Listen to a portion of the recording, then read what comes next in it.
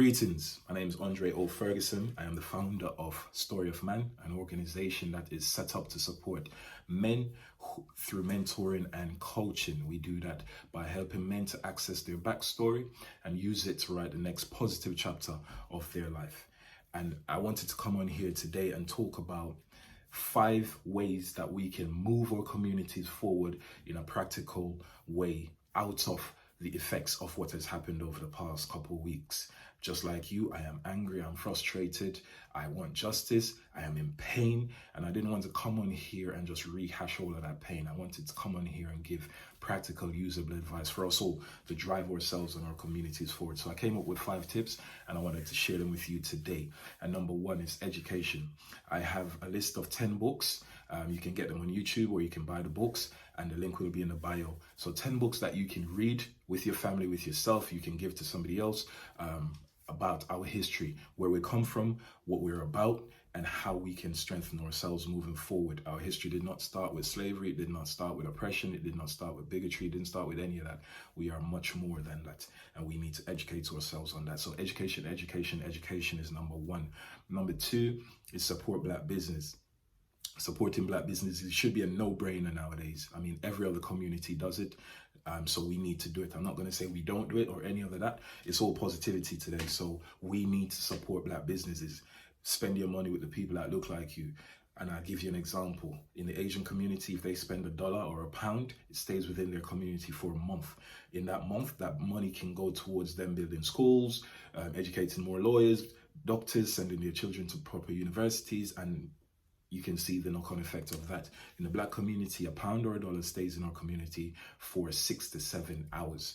And that's crazy. So we can't do anything with that money. That money doesn't stay in our pockets. We get our money and we give it to the other communities.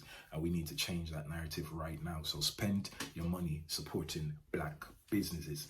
Number 3 is self-reliance. We need to learn and we need to use the skills and the talents that we have for our own growth.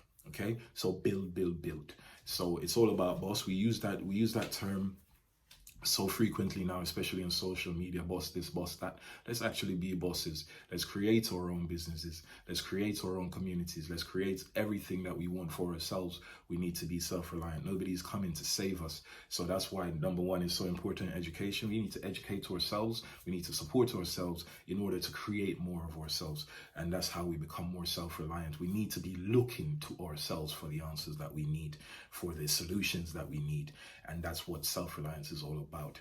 We have to come together in order to become stronger and be more self-reliant. Number 4 is tell your white friends, if you have any white friends, white colleagues, white counterparts, whoever they may be, tell them to educate themselves about Black history. It's not for us to explain our history all the time. It's not for us to explain slavery all the time. We didn't create slavery. Slavery is not our bag, it's your bag. So white people need to educate themselves about racism, institutional racism, bigotry, and privilege. They have to educate themselves on that. And also, white people have to speak up.